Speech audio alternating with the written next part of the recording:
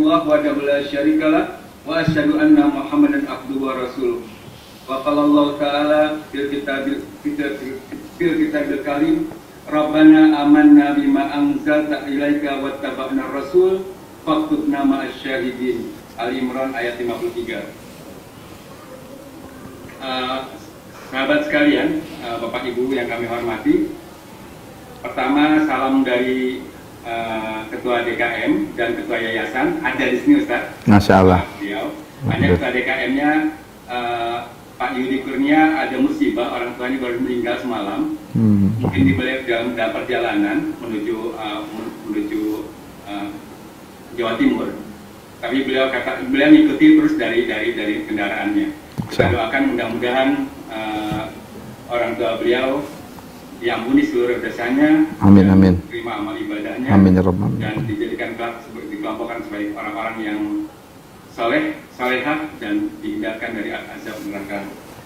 Dan juga banyak kawan-kawan kami yang terpapar di Depok dan kita doakan juga mudah-mudahan kawan-kawan kami bisa sembuh. Kawan-kawan aktif di sini seperti Pak Dani, Pak Yuno dan lain-lainnya yang mudah-mudahan di sini, Ustaz, mungkin kami sampaikan juga nanti akan banyak sekali yang masuk juga dari luar, mungkin agak-agak telat ya. Jadi selain dari pesona Depok ini juga rekan-rekan dari Telkomsel, Ketua DKM ini ada dari salah satu pimpinan Telkomsel. Kemudian juga dari saya juga dari masuk kawan-kawan dari Asosiasi Pengusaha Hutan Indonesia. Masya Allah. Dan juga banyak-banyak kawan-kawan lain yang dari berbagai profesi yang ikut masuk. Demikian, Ustaz, untuk mensingkat waktu kami serahkan kepada Ustaz. Assalamualaikum warahmatullahi wabarakatuh. Waalaikumsalam warahmatullahi wabarakatuh. Bismillahirrahmanirrahim. Assalamualaikum warahmatullahi wabarakatuh. Alhamdulillahi ala ihsanih wa syukru lahu ala taufiqihi wa amtinanih wa asyhadu an la ilaha illallah wahdahu la syarika lahu ta'ziman li sya'nih wa asyhadu anna Muhammadan abduhu wa rasuluhu da'ila ridwanih. Allahumma salli alaihi wa ala alihi wa ashabihi wa ikhwanih. Rekan-rekan, Bapak dan Ibu-ibu yang dirahmati oleh Allah Subhanahu wa taala. Pada kesempatan kali ini kita akan bahas satu poin yang sangat penting dan dia merupakan dari makna dari syahadatain asyhadu an la ilaha illallah wa asyhadu anna Muhammadan abduhu wa rasuluh ya.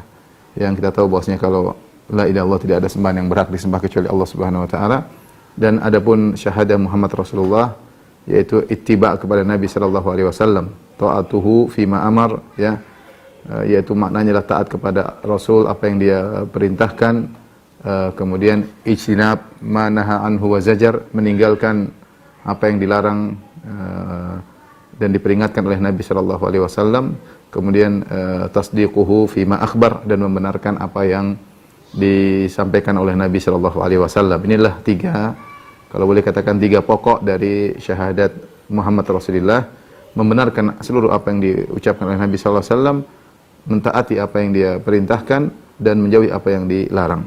Yang ketiga-tiganya bisa kita simpulkan dalam suatu kalimat dengan kata al-ittiba, yaitu mengikuti Rasulullah sallallahu alaihi wasallam ya. Dan ittiba ya tentu membuahkan hasil yang sangat indah, yaitu akan mendatangkan kecintaan Allah kepada hambanya. Oleh karenanya Allah menurunkan suatu ayat dalam surat Ali Imran yang disebut dengan ayatul imtihan, yaitu ayat ujian ya, karena yang ngaku-ngaku banyak, ngaku cinta kepada Allah banyak ya, bukan hanya kita, bahkan Yahudi dan Nasrani juga ngaku ya. Sebagaimana Allah berfirman ya, tentang mereka, waqalatil yahudu wan nasara nahnu abnaullahi wa ahibba'uh. Sungguhnya berkata Yahudi Nasrani, kami adalah kekasih-kekasih Allah dan anak-anak Allah. Jadi mereka mengaku mereka dicintai oleh Allah Subhanahu wa taala. Mereka ngaku ya, Yahudi mengaku, Nasara mengaku ya. Demikian juga orang-orang musyrikin Arab dahulu, mereka mengatakan, menamakan diri mereka dari kalangan musyrikin Arab, terutama orang Quraisy, mereka namakan mereka humus. Humus itu ahli ibadah, orang-orang suci yang tinggal di tanah haram. Tinggal di tanah haram, mereka mengatakan mereka ahlul haram. Mereka ini adalah orang-orang yang dispesialkan dari Allah Subhanahu wa taala. Tapi pengakuan tidak ada faedahnya kalau tidak ada buktinya. Sebagaimana perkataan penyair, kullun yadda'i waslan bi Laila wa Laila la tuqirruhum bidzaka. Semua orang ngaku punya hubungan dengan si Laila, ternyata Laila tidak kenal semuanya ya. Boleh ngaku-ngaku, tapi kalau tidak ada buktinya percuma ya. Percuma ya. Makanya Allah turunkan suatu ayat yang merupakan ayatul imtihan, ayat ujian untuk menuntut kepada orang-orang yang mengaku mendatangkan bukti bahwasanya mereka cinta kepada Allah. Ayat tersebut adalah firman Allah Subhanahu wa taala, "Qul in kuntum tuhibbunallaha fattabi'uni." Katakanlah wahai Muhammad kepada mereka yang ngaku-ngaku cinta kepada Allah, "In kuntum tuhibbunallah." Kalau kalian benar-benar cinta kepada Allah, fattabi'uni, maka ikutilah aku, ittiba'lah kepadaku. Apa hasilnya? Yuhibbukumullah, niscaya Allah akan cinta kepada kalian. Wa yaghfir lakum dzunubakum, dan Allah akan mengampuni dosa-dosa kalian. Jadi orang semakin ittiba kepada Nabi sallallahu alaihi wasallam, maka dia akan semakin dicintai oleh Allah Subhanahu wa taala, diampuni dosa-dosanya. Sejauh mana kadar ittibanya semakin tinggi dia akan meraih kecintaan Allah Subhanahu wa taala kepadanya. Siapa yang tidak bahagia ketika dia dicintai oleh Rabbul Alamin? Ya, dicintai oleh Rabbul Alamin, dicintai oleh pencipta alam semesta, dicintai oleh penguasa alam semesta yang segala perkara di tangannya. Ya. Biyadikal khair, ya. Segala kebaikan berada di tangan Allah Subhanahu wa taala. Dicintai oleh Allah Subhanahu wa taala, makin suatu keuntungan yang luar biasa. Karenanya siapa yang terus berusaha mengikuti sunnah Nabi, dia akan sampai pada derajat wali. Sebagian dalam hadis yang dikenal dengan hadisul wali, hadis qudsi, di mana Allah Subhanahu wa taala berkata tentang hambanya yang berusaha mendekatkan dirinya kepada Allah Subhanahu wa taala, wala yazalu abdi yataqarrabu ilayya bin nawafil hatta uhibbah. Senantiasa hambaku berusaha mendekatkan dirinya kepadaku dengan perkara-perkara yang sunnah, yaitu ittiba kepada sunnah-sunnah Nabi sallallahu alaihi wasallam, hatta uhibbah, sampai aku pun mencintainya. Wa idza ahbabtuhu, jika aku sudah mencintainya, kuntu sam'ahu alladhi yasma'u bihi, aku menjadi pendengaran yang dia mendengar dengannya, wa basarahu alladhi yubsiru bihi, aku menjadi penglihatannya, ya, wa yadahu allati yabtishu biha, aku jadi tangan yang dia memukul dengan tangannya tersebut, wa rijlahu allati yamshi 'alaiha, dan aku menjadi kakinya dan dia melangkahkan kaki dengan kaki tersebut. Kemudian dalam riwayat, wa qalbahu alladhi yaqilu bihi, aku menjadi hatinya, menjadi kalbunya yang dia berfikir dengan kalbu tersebut, wa lisanahu alladhi yantiqu bihi, dan aku menjadi lisan yang dia berbicara dengan lisan tersebut. Artinya, kata para ulama, Allah akan membimbing dia. Allah akan membimbing dia ketika Allah sudah mencintainya, yaitu Allah senantiasa beri hidayah dalam perkataannya, dalam langkah kakinya, dalam gerakan tangannya, dalam penglihatannya, dalam pendengarannya, dalam ucapannya, dia akan dibimbing oleh Allah. Kenapa? Dia sudah ittiba. Dia sudah ittiba. Oleh karenanya para salaf dahulu mereka, ya, berusaha mengikuti sunnah Nabi sallallahu alaihi wasallam dalam segala hal. Makanya berkata Sufyan Ats-Tsauri, naduru ma'as sunnah haitsu darat. Kami bergulir bersama sunnah dimanapun sunnah berada. Ya, dia berkata, law istata'ta alla tahukka ra'saka illa bis sunnah faf'al. Kalau kau mampu tidak menggaruk kepalamu kecuali ada dalilnya dari sunnah Nabi, lakukanlah. Artinya mengatakan berusaha, apapun yang kau lakukan dalam kegiatanmu seharian, usahakan ada sunnahnya. Masuk rumah bagaimana sunnahnya? Berusaha kenali sunnah Nabi sallallahu alaihi wasallam. Berinteraksi dengan suami, berinteraksi dengan istri, berinteraksi dengan anak-anak, lihat hadis-hadis tentang sunnah-sunnah Nabi, baik sunnah fi'liyah, contoh perbuatan praktek Nabi langsung, atau sunnah qauliyah, perkataan Nabi sallallahu alaihi wasallam, atau sunnah takririyah, di mana sunnah Nabi sallallahu alaihi wasallam membenarkan apa yang dilihat oleh Nabi sallallahu alaihi wasallam. Kenali sunnah-sunnah tersebut sehingga kau bisa menjalankan sunnah Nabi, bisa ittiba kepada Rasulullah sallallahu alaihi wasallam. Ini mukaddimah tentang keutamaan mencintai atau keutamaan mengikuti sunnah Nabi sallallahu alaihi wasallam akan meraih kecintaan Allah kepadanya, dan juga akan dibimbing oleh Allah Subhanahu wa taala dan diampuni dosa-dosanya oleh Allah Subhanahu wa taala. Ikhwan dan akhwat yang rahmati Allah Subhanahu wa taala, ya. Kita akan bahas tentang al-ittiba, ya. Tentang pentingnya kita mengikuti Rasulullah sallallahu alaihi wasallam, ittiba. Kemudian kita akan bicara tentang urgensinya. Tentu sangat banyak, ya. Al-ittiba. Tentu saya sudah sebutkan tadi di antaranya al-ittiba, ya, itulah makna hakiki dari syahadat Muhammad Rasulullah. Syahadat Muhammad Rasulullah, ya. Yaitu tasdiquhu fima akhbar membenarkan apa yang disampaikan,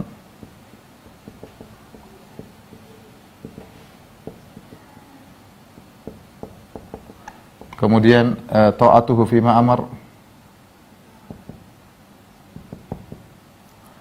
taat atas perintahnya. Kemudian yang ketiga adalah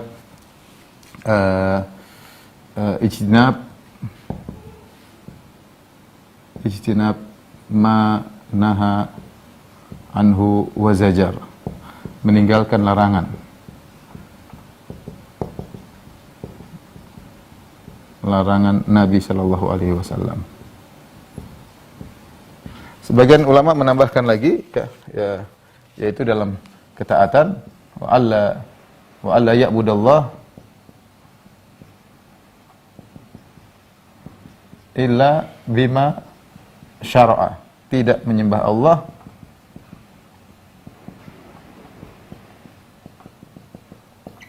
kecuali dengan syariat Nabi, bukan dengan syariat sendiri ya.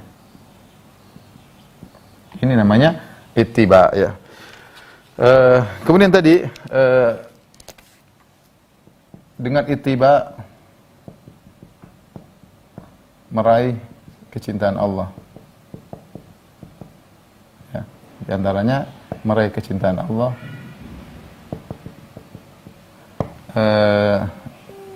mencapai derajat wali,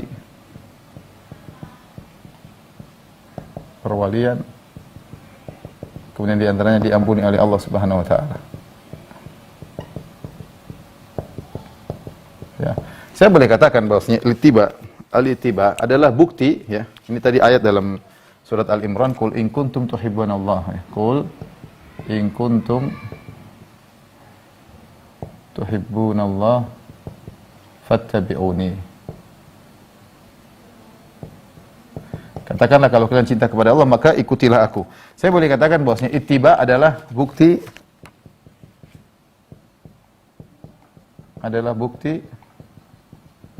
cinta kepada Allah sekaligus kepada Rasulullah. Cinta kepada Allah sekaligus bukti cinta kepada Allah, bukti cinta kepada Nabi SAW.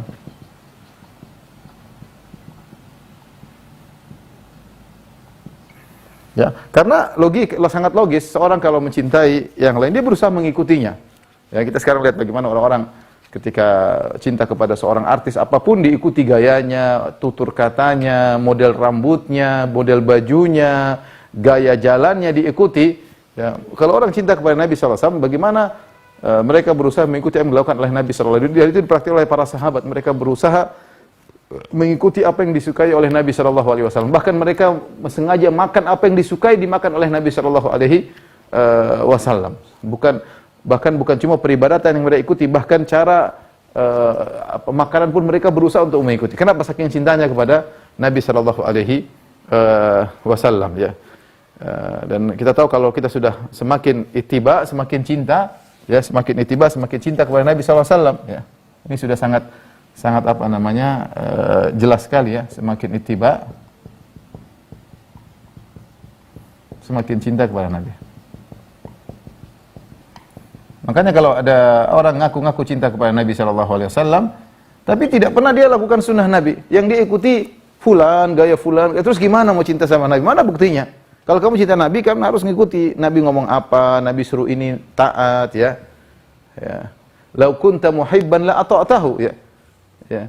Innal muhibba liman yuhibbu muti'u, sebagaimana perkataan seorang penyair, kalau kau memang cinta kepada Nabi atau kepada Allah, tentu kau akan taat kepadanya.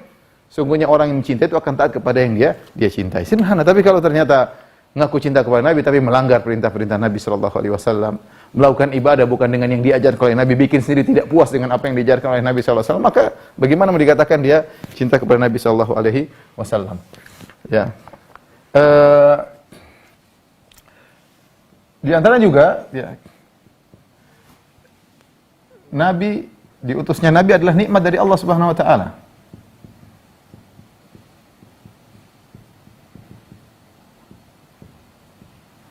adalah karunia Allah.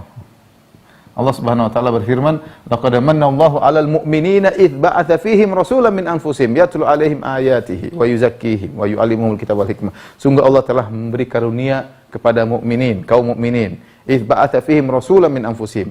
Jadi Allah memberikan karunia, laqad manna Allah 'alal mu'minin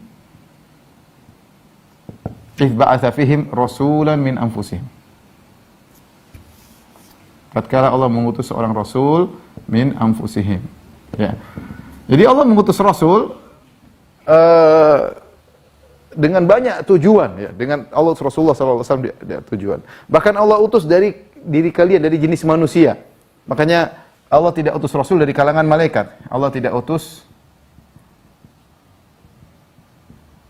rasul dari kalangan malaikat. Kalau dari malaikat tidak bisa ditiru, tidak bisa diteladani, ya. Di kalangan tidak. Makanya dalam surat Al-An'am kata Allah Subhanahu wa taala, "Walau ja'alnahu malakan la ja'alnahu rajulan." Walau ja'alnahu malakan la ja'alnahu rajulan. Wala labasna 'alaihim ma yalbisun. Jadi orang-orang musyrikin mengatakan, "Jangan utus utusan dari manusia, kita ingin utusan dari kalangan malaikat. Kami ingin malaikat." Allah bilang tidak bisa. Diutusnya Rasul itu agar kalian bisa teladani. Bahkan Allah mengatakan, walau ja'alnahu malakan, seandainya utusan kami adalah malaikat bukan manusia, la ja'alnahu rajulan, kami akan tetap saja menjadikan dia seorang lelaki. Supaya apa? Supaya kalian bisa contohi, supaya bisa kalian contohi, ya. Jadi ini diantara utusnya Nabi karena Allah. Apa fungsinya? Fungsi diutusnya Nabi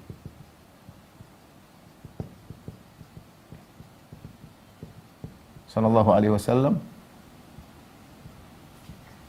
di antaranya adalah untuk diteladani, ya. Untuk diteladani. Makanya kata Allah Subhanahu wa taala, laqad kana lakum fi Rasulillah uswatun hasanah. Ya. Makanya diutus adalah manusia. Karenanya yang diutus manusia untuk bisa dicontohi bagaimana dia berkeluarga, bagaimana kalau dia sakit, bagaimana kalau dia masuk dalam medan pertempuran, bagaimana kalau dia berdakwah, bagaimana kalau dia mensikapi istrinya, bagaimana kalau dia bergaul dengan sahabatnya, agar bisa dicontohi. Kalau malaikat gimana? Ya nggak bisa menjadi teladan, ya. Maka ini diantara hikmah diutusnya Rasul. Kemudian diantara hikmahnya untuk mengenalkan Allah. Ya. Akal memang bisa mengenali Allah, tapi secara global Tuhan itu ada. Iya, secara global kita bisa. Akal kita menunjukkan Tuhan itu ada. Gak mungkin ini semua terjadi tanpa ada yang menciptakan. Ya. Tetapi untuk mengetahui secara detail, tidak mungkin, karena itu perkara gaib. Yang bisa menjelaskan adalah utusan Tuhan itu sendiri. Bagaimana Anda tahu Allah Ghafur? Jangan-jangan Tuhan kita mungkin sadis, mungkin kita nggak tahu. Bagaimana Anda tahu Allah Al-Halim? Bagaimana Anda tahu Allah Al-Afu? Bagaimana Anda tahu bahwasanya Allah Ar-Razzaq, Asy-Syakur? Anda nggak bakalan tahu, ya. Bagaimana nanti kalau di surga, bagaimana melihat wajah Allah, nggak ada yang tahu. Kalau Nabi tidak ceritakan, tidak ada yang tahu. Maka di antara fungsi untuk diutusnya Rasulullah, para Rasul secara umum adalah mengenalkan umat kepada Tuhannya. Jadi karena mereka disuruh untuk beribadah kepada Tuhan, ya mereka harus kenal siapa Tuhan mereka yang mereka ibadahin. Yang mengenalkan siapa, akal nggak mungkin sampai. Akal hanya bisa sampai secara global, secara detail nggak bisa. Ya, maka butuh wahyu yang menjelaskan tentang Allah Subhanahu wa taala.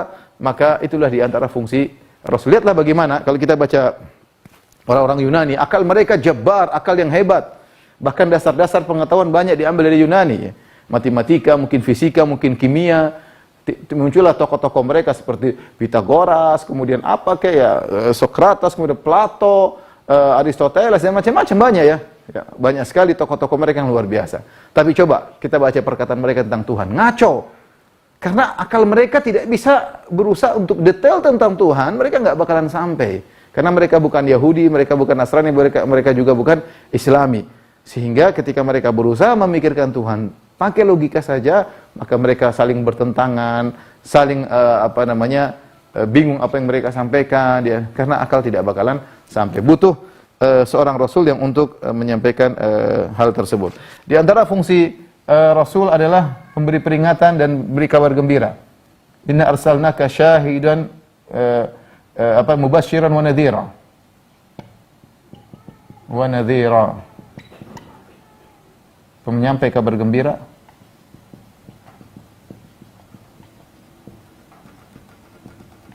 pemberi peringatan. Memberi peringatan ya, karena seorang manusia perlu diingatkan tentang adanya hari kiamat, tentang bahayanya neraka, tentang pentingnya surga. Makanya semua ya, tidak ada satupun, kata Nabi, tidak ada satupun yang mengantarkan kalian kepada surga illa qad buyyina lakum, kecuali telah dijelaskan. Nabi sudah jelaskan. Tidak ada satu amalan pun yang bisa mengantarkan pada neraka atau menjauhkan dari neraka ya, kecuali illa qad buyyina lakum. Nabi sudah menjelaskan. Semuanya jelaskan secara detail. Rasulullah memberi peringatan, memberi kabar gembira ya.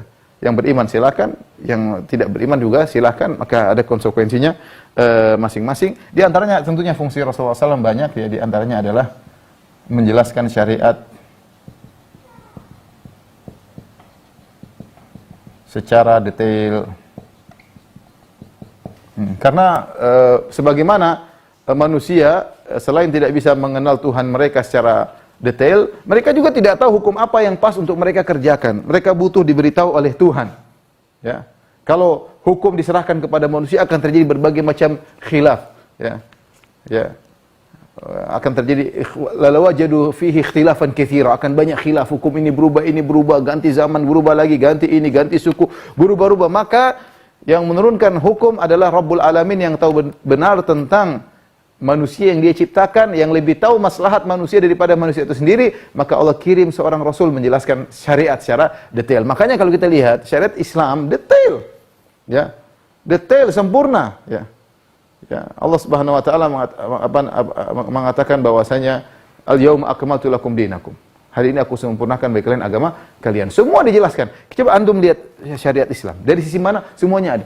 Masalah keluarga ada dalil-dalilnya, adab makan ada dalilnya, adab buang hajat ada dalilnya, adab tidur ada dalilnya, adab bersenggama ada dalilnya, adab bertetangga ada dalilnya, ya, adab ke masjid ada dalilnya, dalam masjid ada dalilnya, adab berdagang ada dalilnya, adab bernegara ada dalilnya, adab bersikap dengan musuh ada dalilnya. Semuanya lengkap.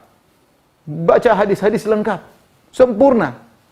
Agar seorang muslim bisa mendapatkan kebahagiaan. Semakin dia menjalankan sunnah Nabi, dia semakin bahagia. Tinggal kita mau mengenali atau tidak. Ya. Ini diantara urgensinya kita perlu ittiba. Ini semua adalah ittiba. Ya. Kita berusaha mengenal syariat secara detail, itu termasuk daripada ittiba. Baik.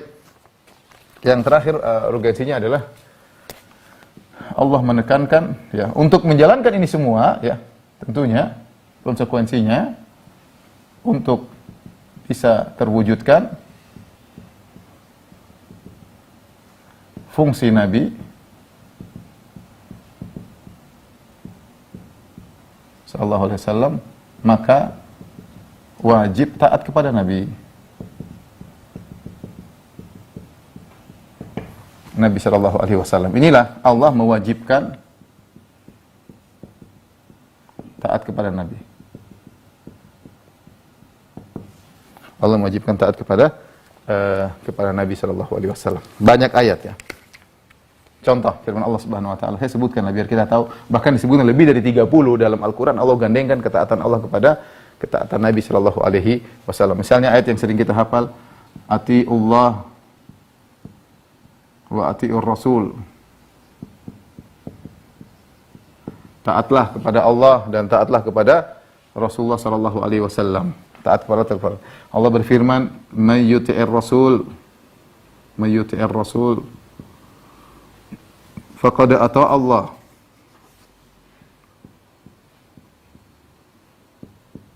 Faqad ata'a Allah. Siapa yang taat kepada Rasulullah maka telah taat kepada Allah Subhanahu wa taala ya. Allah Subhanahu wa taala juga berfirman, "Ya ayyuhalladzina amanu la tuqaddimu baina yadayillahi wa rasulih." Wahai orang beriman, surat Al-Hujurat, janganlah kalian mendahului Allah dan Rasulnya. Ya. Sebelum kalian bertindak, sebelum kalian berucap, sebelum kalian berhukum, tanya dulu, Allah bilang apa, Rasul bilang apa.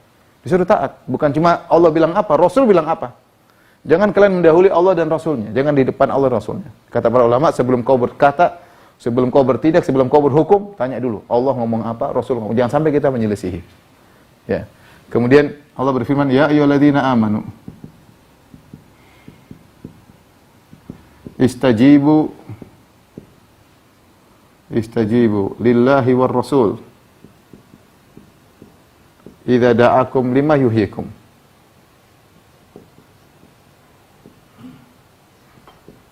Wahai orang beriman, penuhilah panggilan Allah dan Rasulnya, ya, jika mereka memanggilmu, ya.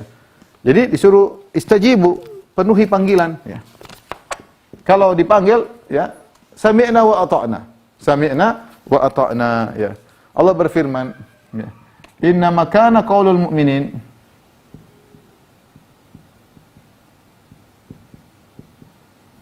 idza du'u ila Allahi wa rasulihi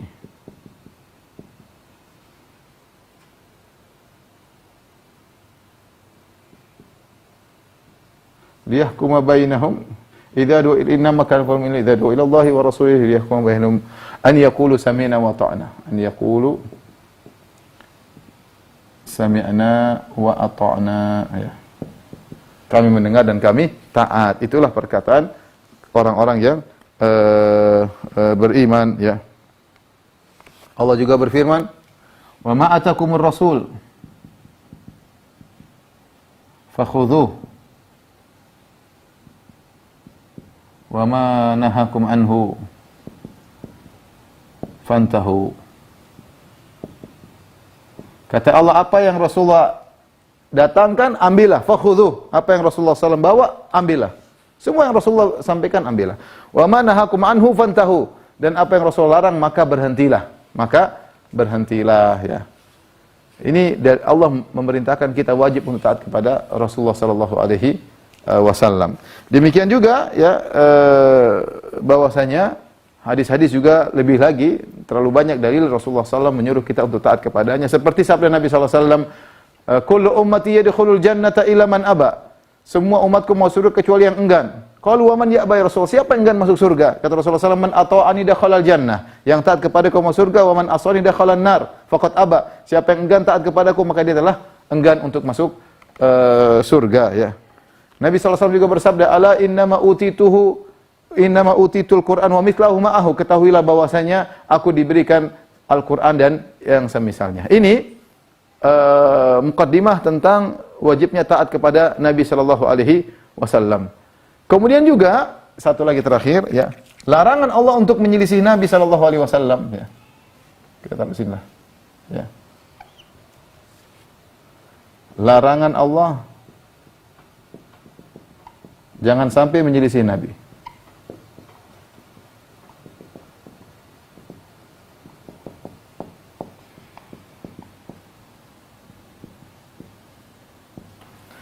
Seperti firman Allah Subhanahu wa taala,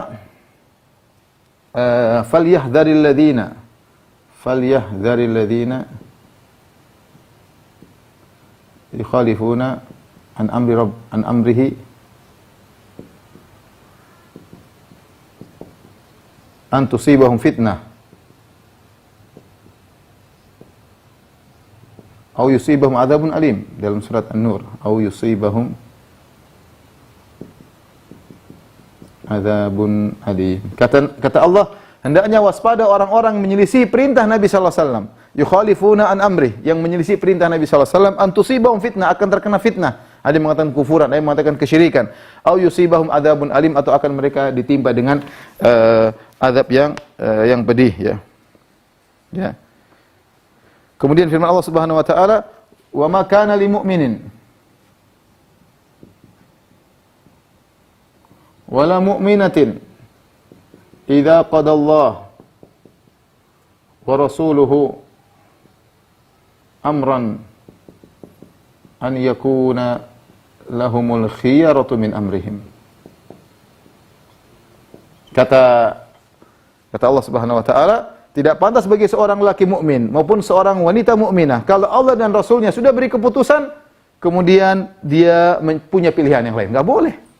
Allah sudah bilang begini, hukumnya begini, Nabi bilang hukumnya begini, dia masih cari pilihan lain. Enggak boleh. Itu namanya tidak beriman, itu namanya tidak mewujudkan syahadat Muhammad Rasulullah, ya. Syahadat Muhammad Rasulullah dipertanyakan dan itu menunjukkan bahwasanya dia tidak menerima Rasulullah sebagai nabinya. Makanya di antara zikir pagi petang kita berdoa, ya, kita mengatakan raditu billahi rabba wa bil islami dina wa bi Muhammadin nabiyyan wa rasulah. Zikir pagi petang. Aku ridha Allah sebagai Tuhanku. Aku ridha Islam sebagai agama. Aku ridha Nabi sebagai Muhammad sebagai nabiku. Bagaimana kamu ridha Nabi Muhammad sebagai nabimu sementara kau tidak terima keputusan Nabi? Kau protes dengan keputusan Nabi? Ya. Kau protes, ya. Lebih parah lagi Allah Subhanahu wa taala mengatakan, "Fala wa rabbika la yu'minun." Ini sangat fala wa rabbika la yu'minun hatta yuhaqqimuka fi ma shajara bainahum thumma la yajidu fi anfusihim harajan mimma qadaita wa yusallimu taslima. Kata Allah, demi Rabbmu sungguhnya mereka tidak beriman hatta yuhaqqimuka fi ma shajara bainahum, sampai mereka menjadikan engkau sebagai hakim di antara mereka. Thumma la yajidu fi anfusihim harajan, setelah itu mereka tidak menemukan gerundal dalam hati mereka. Wa yusallimu taslima, dan mereka benar-benar pasrah. Jadi ini urgensinya kenapa bicara ittiba. Saya urutkan lagi, ulangi dari awal. Ittiba itulah makna dari syahadat Muhammad Rasulullah, ya. Ittiba itu syahadat Rasulullah. Ini 4 perkara.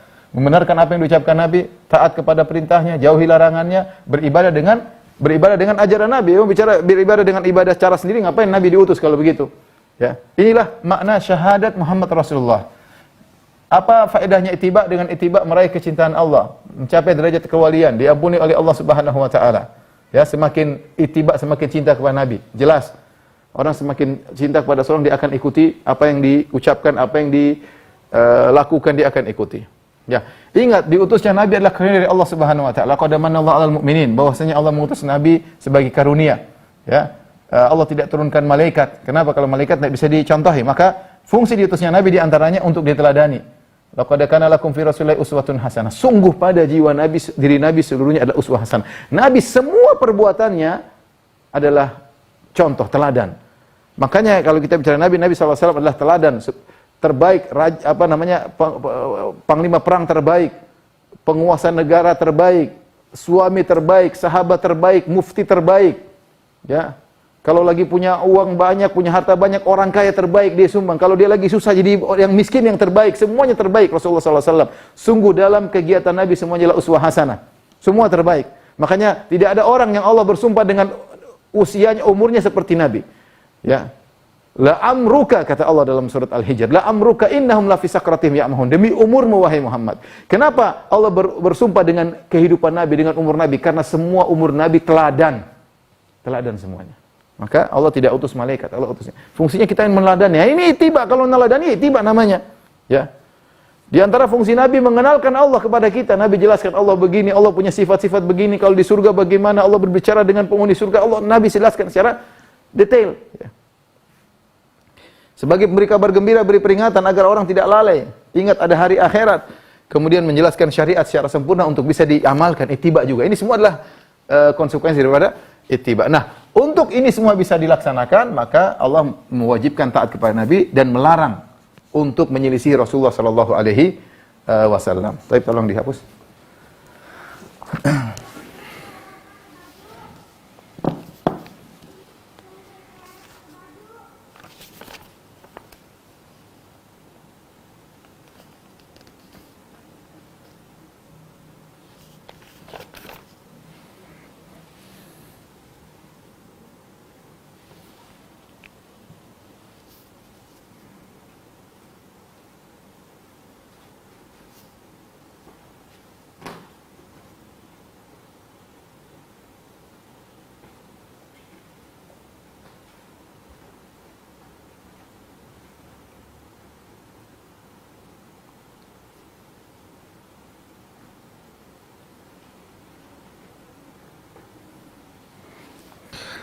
Baik, rekan-rekan yang dirahmati Allah Subhanahu wa taala, setelah ini kita akan sebutkan madzahirul ittiba, yaitu bagaimana kita menerapkan ittiba dan bagaimana penyimpangan-penyimpangan yang berkaitan dengan ittiba agar kita tidak terjerumus dalam penyimpangan-penyimpangan tersebut.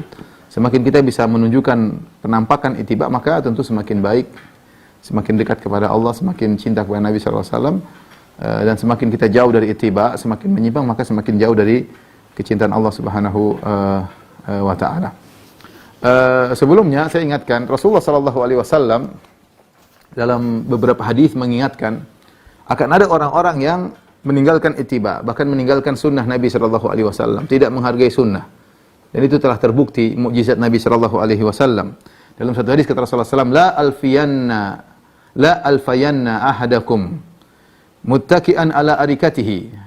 Aku tidak mau mendapati salah seorang dari kalian, atau la alfayanna, sungguh aku akan mendapati salah seorang dari kalian muttaki'an ala arikatihi, dalam kondisi bersandar bertelekan di atas tempat tidurnya. Arikah itu tempat tidur yang sudah dihiasi dalam kondisi nyaman, ya.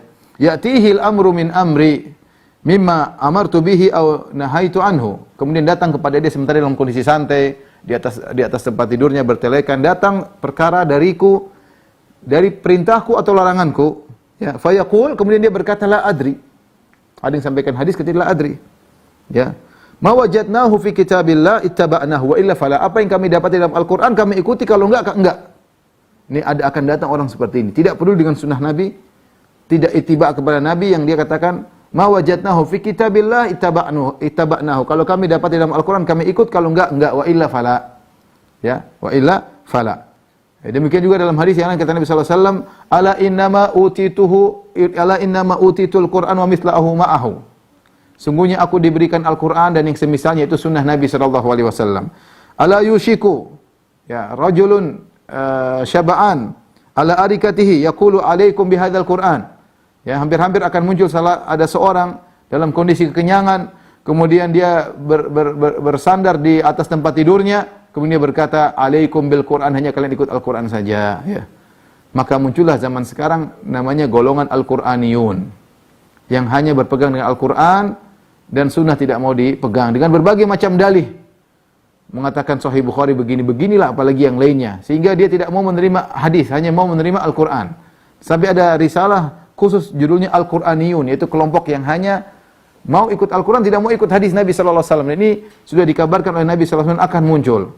Ya, disebut ingkarus sunnah. Ingkarus sunnah ada yang terang-terangan seperti ini, ada yang dengan berbagai macam model yang lainnya. Nanti akan kita jelaskan. Yang jelas terang-terangan sunnah kita enggak mau. Kita mau hanya Al-Qur'anul Karim. Dan ini memberi peringatan bahwasanya ada orang-orang yang akan meninggalkan sunnah Nabi sallallahu alaihi wasallam. Demikian juga Nabi sallallahu alaihi wasallam memberi peringatan, ya, akan ada orang-orang yang membuat ajaran-ajaran baru yang tidak diajar oleh Nabi sallallahu alaihi wasallam. Dalam khutbah Nabi sallallahu alaihi wasallam, Rasulullah SAW mengatakan, wa syarrul umuri muhdatsatuha wa kullu muhdatsatin bid'ah. Ya, perkara-perkara yang buruk adalah perkara-perkara yang baru dalam agama, dan seluruh perkara yang baru dalam agama adalah bid'ah.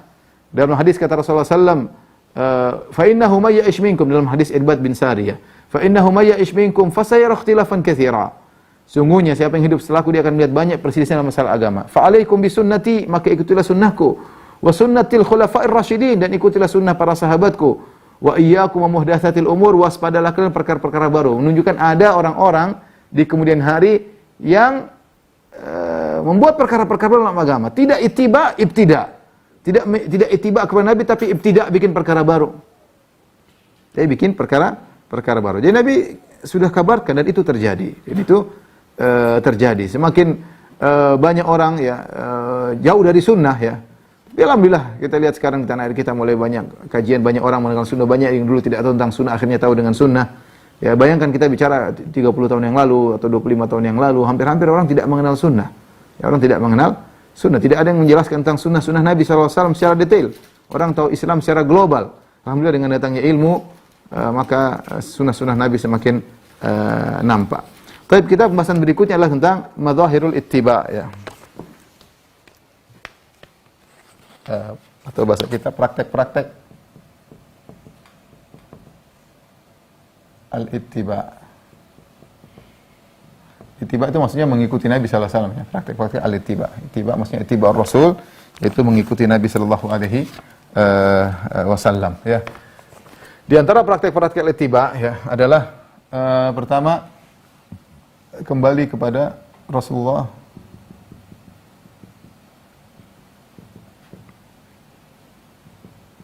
sallallahu alaihi wasallam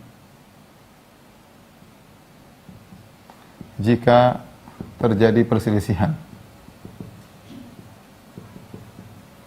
Allah sudah sebut dalam Al-Qur'an ya, fa in tanaza'tum fa in tanaza'tum farudduhu ila fa in tanaza'tum fi syai'in farudduhu ila Allah war Rasul.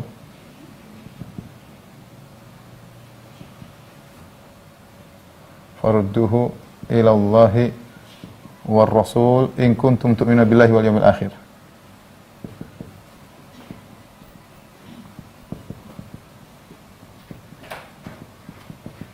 Kata Allah Subhanahu wa taala, "Fa in tanaza'tum fi syai'in", jika kalian berselisih dalam perkara apapun.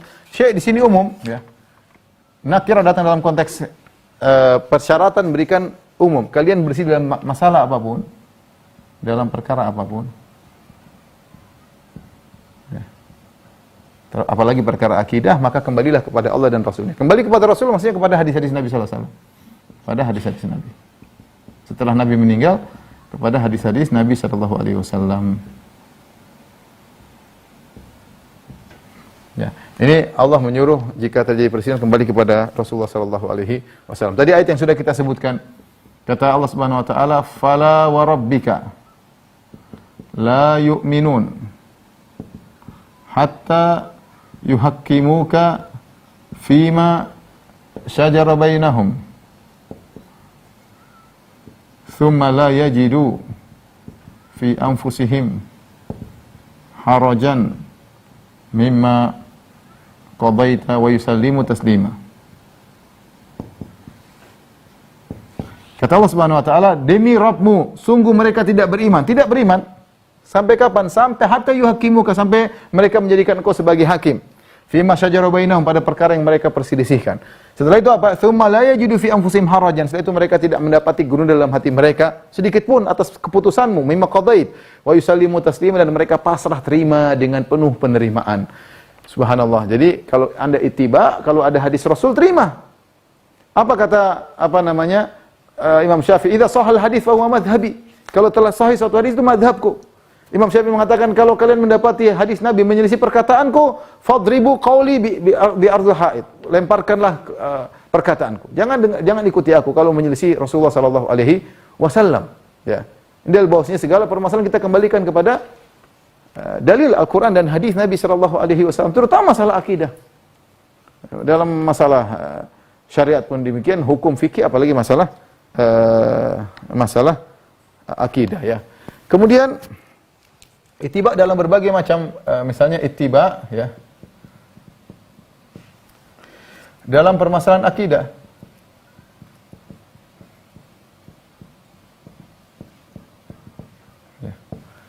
Kita masalah akidah, tadi saya bilang di antara fungsi Allah mengutus Rasulullah SAW untuk mengenalkan kita kepada Allah Subhanahu Wa Taala.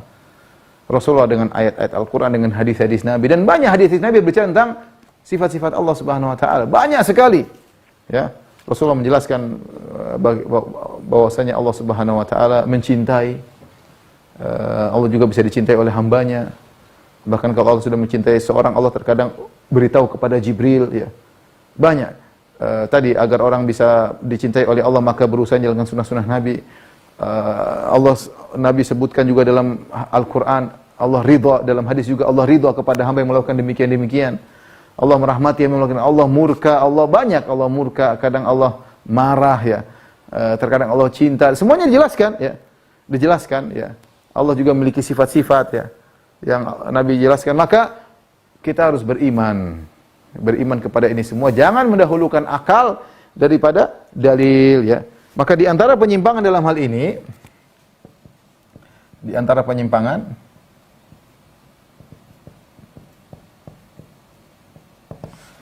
adalah kaidah ahlul bidah, yaitu taqdim al-aql ala naql.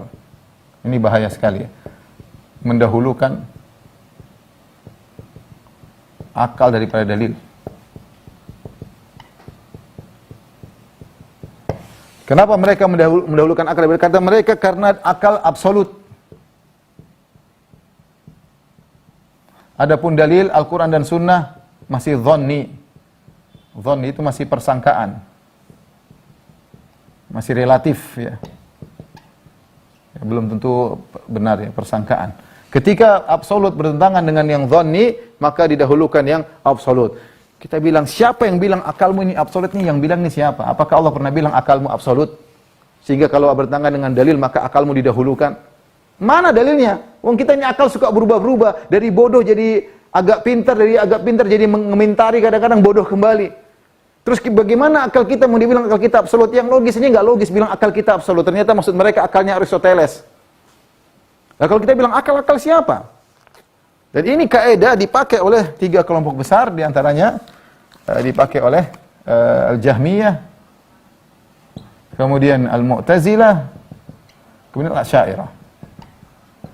Mereka sendiri ketika bicara akidah, mereka mendahulukan akal daripada dalil. Mereka sendiri berbeda-beda, mereka berselisih karena akalnya Jahmiyah tidak sama dengan akalnya Mu'tazilah, tidak sama dengan Asy'ariyah. Kita bicara ittiba dalam segala hal, bukan cuma dalam segala perkara hukum, perkara akidah justru lebih penting kita ittiba daripada perkara yang lain. Ini lihat, Allah suruh jadikan Nabi sebagai hukum, jangan ragu-ragu.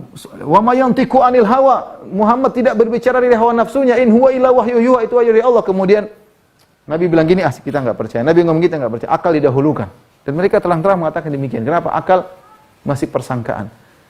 Ya, kalau begitu apa faedahnya sunnah Nabi sallallahu alaihi wasallam? Kalau selalu ditimbang dengan akal. Akal siapa juga yang menjadi timbangan, menjadi barometer. Seandainya akal cuma satu model, mungkin akal bermacam-macam. Ya.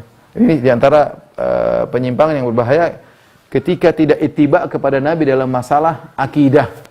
Sehingga banyak sekali hadis yang mereka takwil tidak masuk akal mereka. Banyak sekali. Ya, bukan cuma hadis, ayat pun demikian. Ya. Kemudian contohnya al-ittiba dalam ibadah, ya.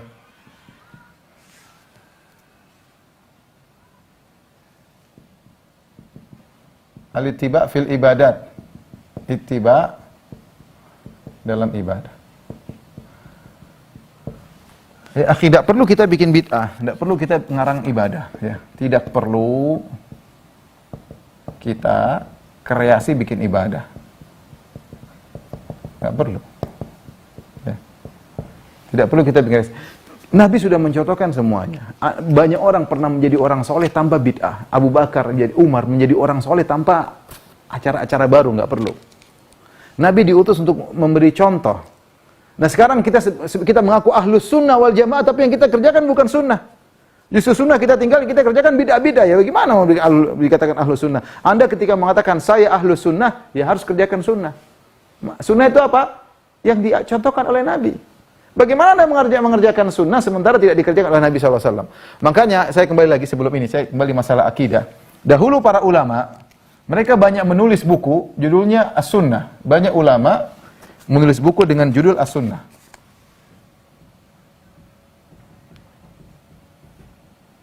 Salaf, ya, menulis buku, kitab akidah, dan mereka beri judul dengan sunnah, dan mereka beri judul dengan As-Sunnah. Ini kenapa diberi judul dengan As-Sunnah? As-Sunnah untuk membedakan antara Jahmiyah dengan Ahlus Sunnah wal Jamaah. Karena Jahmiyah ketika bicara tentang Tuhan tidak pakai dalil, pakai akal semata. Dalil mereka tolak. Makanya mereka tulis tentang As-Sunnah karena untuk membedakan Ahlus Sunnah dengan Jahmiyah. Contoh misalnya As-Sunnah lil Marwazi, Sunnah li Abdullah bin Ahmad, Sunnah karya Abdullah bin Imam Ahmad, anaknya Imam Ahmad, As-Sunnah lil Khallal, ya. Banyak ya kitab-kitab. Sunnah li Ibni Abi Asim. Kitab-kitab dinamakan dengan kitab sunnah untuk membantah ahlul bidah yang mereka meninggalkan sunnah dalam masalah akidah.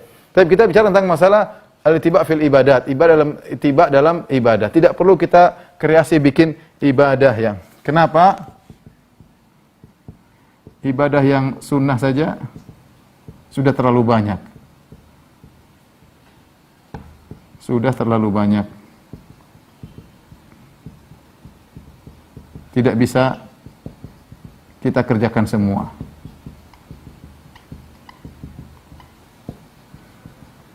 Ngapain lagi bikin-bikin yang baru?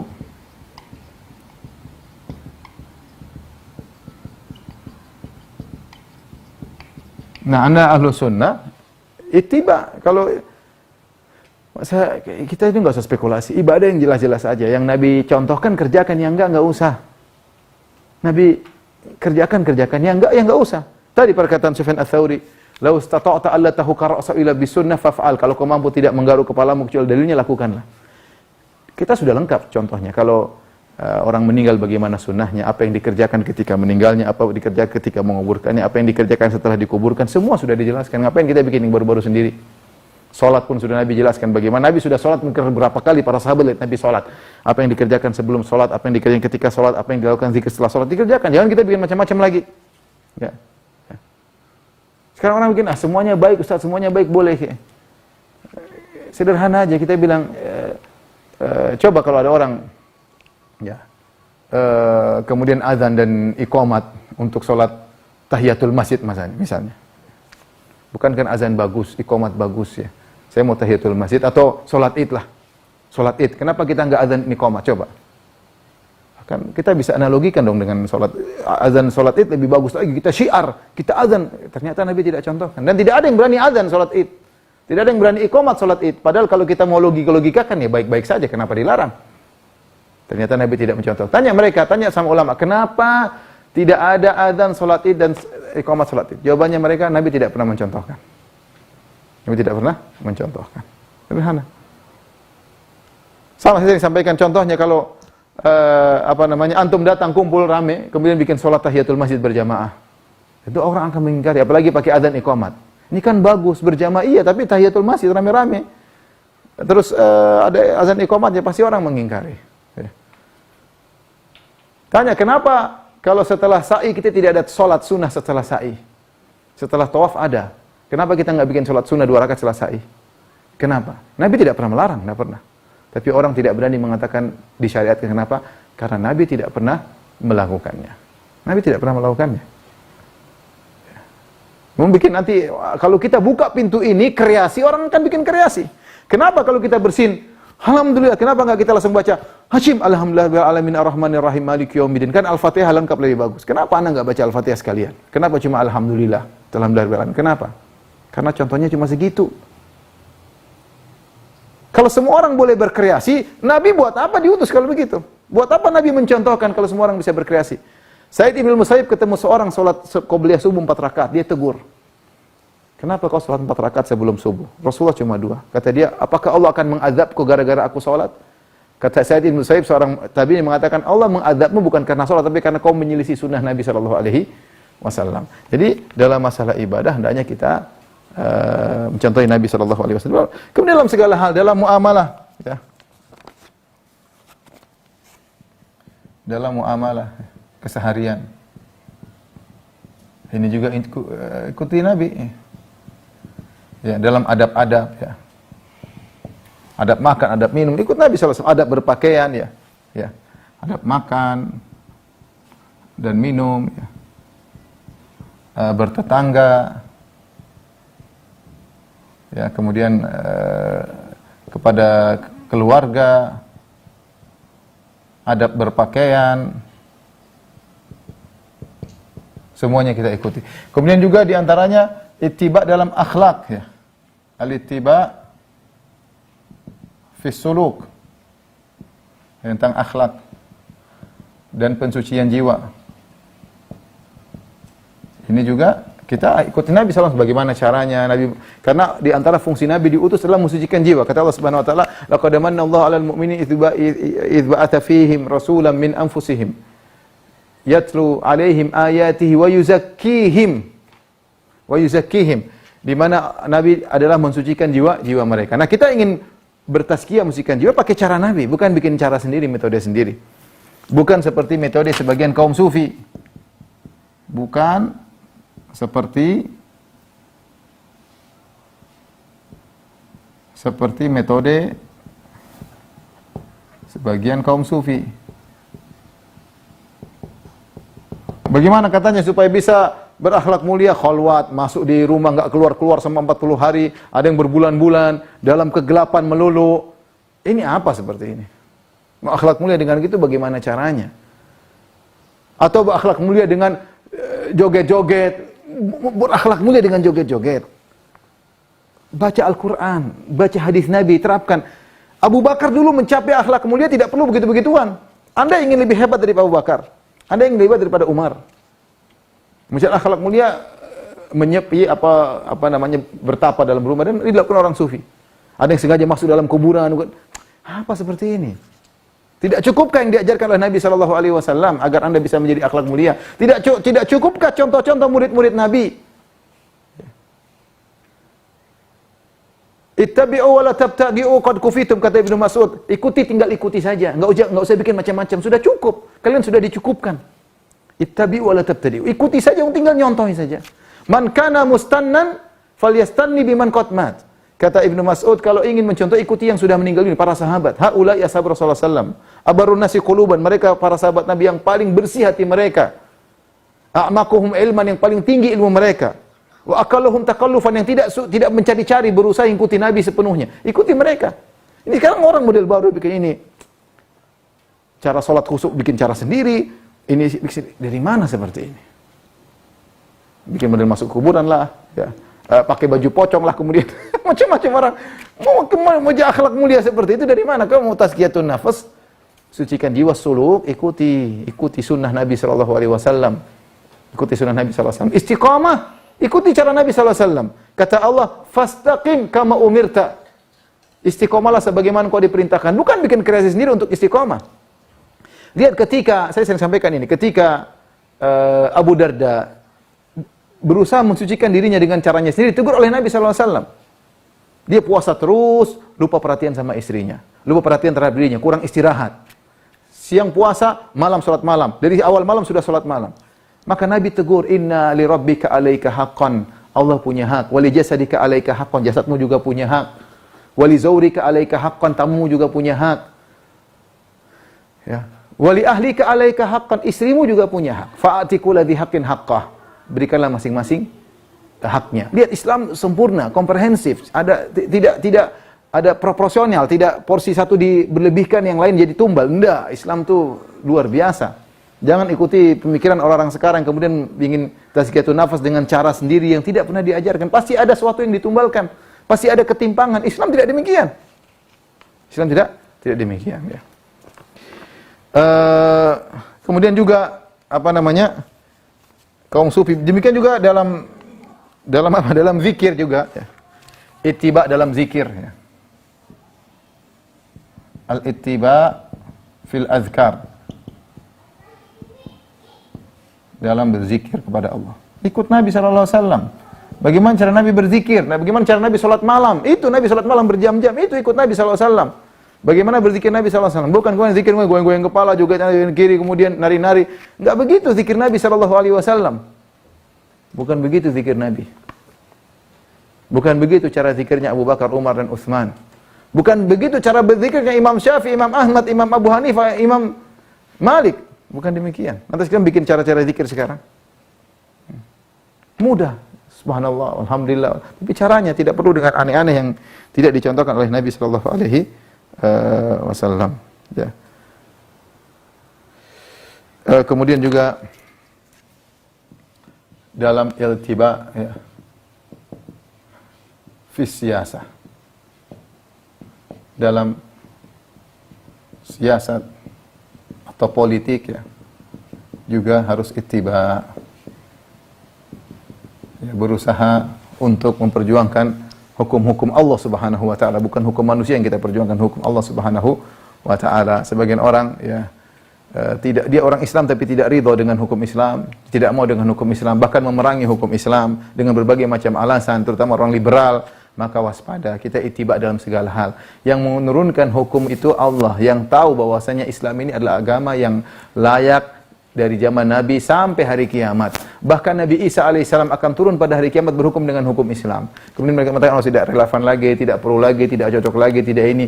Ya, tapi cintalah kepada hukum Allah. Berusahalah, afa hukmal jahiliyati yabghun, apakah mereka mencari hukum ya, hukum jahiliyah. Apa mereka meninggal hukum Allah mencari hukum jahiliyah? Tidak akan pernah jaya suatu negeri, tidak akan pernah mencapai pada puncak ibadah yang agung, ketakwaan kepada Allah kalau tidak kembali kepada hukum-hukum Allah Subhanahu wa taala.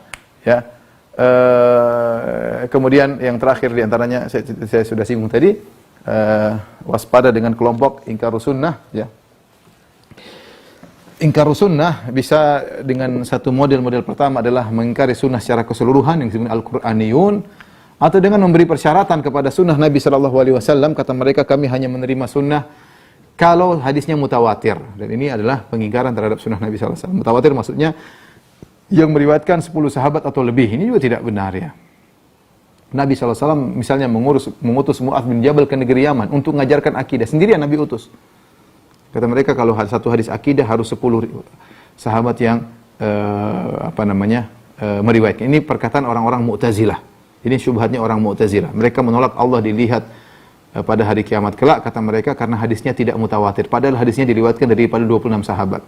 Sudah jahil, tidak ngerti, ya. Karena ketika hadis tentang Allah dilihat pada hari kiamat bertentangan dengan akidah mereka, mereka bilang, ini tidak mutawatir. Seperti itu. Hadis azab kubur, tidak mutawatir. Padahal mutawatir. Mereka tolak, padahal hadisnya mutawatir. Ini kebiasaan orang Mu'tazilah diikuti oleh sebagian orang zaman sekarang. Bahkan sebagian mereka bukan cuma seperti orang liberal, bukan cuma berkaitan dengan akidah, bahkan masalah hukum juga sebagian mereka persyaratkan harus mutawatir. Oh, ini enggak mutawatir. Hukum ini tidak berlaku, tidak mutawatir. Yang diriwayatkan cuma 1-2 sahabat. Ini lebih parah lagi. Ya, ini namanya menolak hadis-hadis Nabi SAW. Karena hadis mutawatir cuma sedikit. Hadis mutawatir paling 5% sampai atau tidak, Allah alam. Sisanya tidak mutawatir. Misalnya tidak mutawatir. Kalau kita mempersyaratkan hadis yang terima akidah dan hukum hanya mutawatir, itu Islam hilang. Islam hilang. Ya, Islam hilang. Ini tidak pernah dinyatakan oleh para sahabat. Ini salah satu bentuk menolak sunnah. Menolak sunnah berarti menolak ittiba kepada Nabi sallallahu alaihi wasallam. Ini saja ikhwan dan akhwat yang rahmatillah subhanahu wa ta'ala yang saya sampaikan, ya.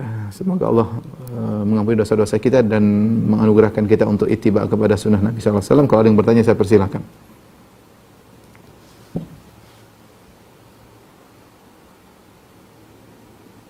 Suara Win. Baik kawan-kawan, Ustaz, memang ini kami saking banyak yang bertanya, jadi kami coba seleksi beberapa pertanyaan yang mungkin bisa yang terkait, banyak yang tidak terkait pertanyaan-pertanyaannya. Nah, pertama masalah kalau kita punya rencana baik, ini dari Pak Kurniawan, kalau kita punya rencana baik, apakah sunnahnya dari Rasulullah untuk bisa diwujudkan, demikian Ustaz? Kalau kita punya rencana baik, kalau asalnya perkara dunia bebas, ya. Kita bicara perkara dunia, kecuali kalau ada hukum syar'inya maka kita berusaha ikuti hukum syar'i. Kita punya kaidah secara umum, perkara yang baik maka itu baik, kecuali kalau berkaitan dengan hukum syar'i maka kita ikuti. Contoh makan ada hukum syar'inya. Hukum syar'inya yaitu jangan kekenyangan misalnya, makan dengan tangan kanan misalnya, ya. Seperti itu, ya. Kemudian jangan lupa berikan kepada orang susah misalnya. Tapi kita mau makan apa kembali yang penting baik, ya, yang penting thayyib, ya, yang penting halal, seperti bebas, ya. Jadi banyak hal yang syariat hanya memberi rambu-rambu, kemudian sisanya kita ini masalah dunia, maka kita bisa berusaha, yang penting itu perkara baik. Nah, kalau kita ingin punya niat baik, ya, kita ragu lakukan atau tidak, yang paling baik istikharah. Karena Nabi SAW yu'allimuna al-istikharah fil amri kullihi, ya, kama yu'allimuna surata minal Qur'an. Hadis Jabir bin Abdullah, sesungguhnya Rasulullah SAW dahulu mengajarkan kami istikharah dalam segala urusan, sebagaimana Nabi mengajarkan Al-Quran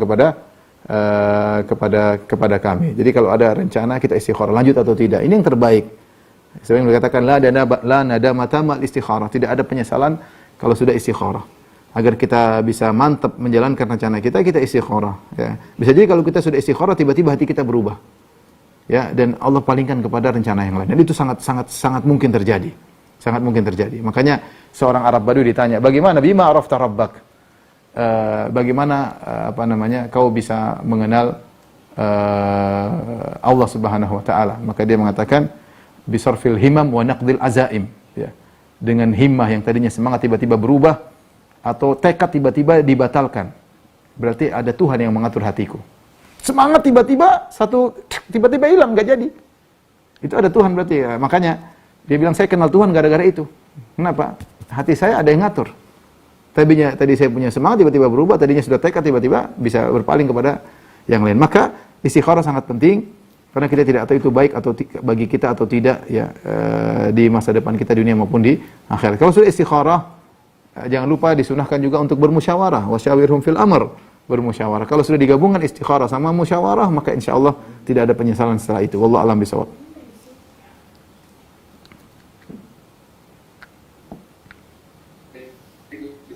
Yang kedua ada pertanyaan dari Pak Mutaki Fauzi. Beberapa dalil atau sunnah Rasul yang disampaikan ada beberapa yang khilaf, seperti kunut, basmalah. Apakah hikmahnya? Sama itu para ulama ketika mereka membahas tentang kunut dan basmalah, mereka sama-sama berusaha menerapkan sunnah Nabi SAW. Hanya saja perbedaan madarik mereka, perbedaan cara pandang mereka dalam menilai suatu hadis atau suatu ya, sehingga kita masih mengatakan mereka semua berusaha untuk ittiba. Ini khilaf, contoh khilaf yang ditoleransi oleh para ulama, tidak boleh saling menyerang, boleh saling menjelaskan, bahkan dalam bentuk membantah boleh, tapi masih dalam koridor saling mencintai, karena ini masalah khilaf sama-sama ingin mencapai sunnah, bukan bikin amalan baru, enggak. Misalnya kunut subuh datang dalam satu hadisnya diperselisihkan dhaif atau hasan. Bahwasanya Rasulullah SAW kunut subuh dan dia tidak meninggalkannya hatta faraqat dunia, sampai meninggal dunia Rasulullah SAW senantiasa kunut subuh. Hadis ini diperselisihkan, ada yang mengatakan dhaif ya, ada yang mengatakan hadisnya adalah hasan karena dalam perawinya namanya Abu Ja'far Ar-Razi. Ini diperselisihkan oleh para ulama. Ulama Syafi'iyah banyak yang menghasankan hadis ini. Di antaranya Imam Nawawi rahimahullahu taala. Kemudian juga didukung oleh ulama yang sekarang seperti Al-Muallimi Al-Yamani, seorang ahli hadis ya.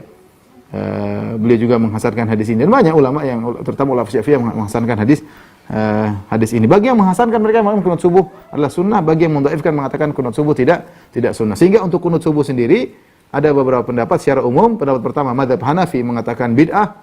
Menurut mereka tidak ada dalilnya sama sekali. Yang kedua mazhab Syafi'i dan mazhab Malikiyah mengatakan sunnah. Yang ketiga tengah-tengah mazhab Hambali mengatakan tidak dianjurkan, namun mereka tidak menyatakan bid'ah karena mereka tahu ini masalah khilafiyah. Nah, seperti ini adalah perkara yang kita berlapang dada karena sama-sama menuju kepada sunnah, hanya saja mereka salah paham atau berselisih paham tentang mensikapi hadis tersebut. Adapun bid'ah perkara-perkara yang tidak ada dalilnya sama sekali, dibuat-buat. Ini yang maksud saya. Ya, tidak dibuat-buat ya. Dipaksa-paksakan. Para ulama dulu tidak ada yang berkata demikian ya. Berarti zikir sambil joget, mana dalilnya ya? Ya. Contoh banyak hal ya di bid'ah-bid'ah yang tidak ada contohnya sama sekali, yaitu yang hendaknya kita jauhi. Yang sunnah saja sudah tidak bisa kita laksanakan semua, ngapain kita tambah lagi dengan perkara-perkara yang bid'ah yang tidak jelas pahalanya. Wallahu a'lam bishawab. Ada dari Bu Emi Ustaz, dia bertanya, apakah menuntut ilmu dengan ustaz yang tidak ittiba atau ingkar sunnah, kita termasuk tidak ittiba, tidak terhadap kita belajar di sana? Kalau kita tahu ustaz tersebut ingkar sunnah, selalu menyelisih sunnah, ya jangan, berarti kita mendukung dia untuk tidak ittiba, mendukung dia untuk menyebarkan ingkar sunnah. Kalau tahu dia ingkar sunnah, jangan belajar sama dia. Itu adalah kekonyolan belajar sama orang yang ingkari sunnah. Kita justru ingin belajar sama orang yang mengajarkan sunnah, membuat kita cinta kepada sunnah, membuat kita mengagungkan hadis-hadis Nabi SAW ya. Bukan malah yang menyelisihi sunnah-sunnah Nabi SAW, bahkan mengejek sunnah-sunnah Nabi SAW terkadang. Apalagi orang liberal mengatakan tidak relevan, ketawain orang menjalankan sunnah diketawain ya. Macam-macam. Jangan ngaji sama orang seperti begitu. Itu berarti kita ikut ta'awun al-itsmi wal udwan, bertolong-menolong dalam dosa dan permusuhan. Wallahu a'lam bishawab. Kemudian ada dari Albiansah tentang ada salawat tibil qalbi. Nah, ini apa? Saya baru dengar juga apa? Salawat tibil qalbi. Tibil qalbi, ya. Terus silakan. Salawat tibil qalbi. Obat hati berarti. Ini kadang-kadang salat ini yang kebanyakan pendekatan pada hati satu. Nah, ini bagaimana kita mensikapi ini? banyak sekali soal-soal yang kadang-kadang malah kita bilang kita bicara hati. Abu Bakar hatinya lebih baik, Umar hatinya lebih baik. Para sahabat mereka mudah menangis, mereka takut kepada Allah, ketakwaan mereka luar biasa, tunduk kepada Allah tatkala di antara bukti hati mereka bagus, mereka rela mengorbankan jiwa mereka, mereka rela mengorbankan harta mereka. Bagi mereka dunia ini sangat rendah di mata mereka. Mereka tidak perlu salawat-salawat kayak begitu. Sekarang kita bicara salawat tibul qalbi, itu dalilnya mana gitu. Terus dari mana tahu faedahnya begini-begini? Kalau dalilnya enggak apa-apa.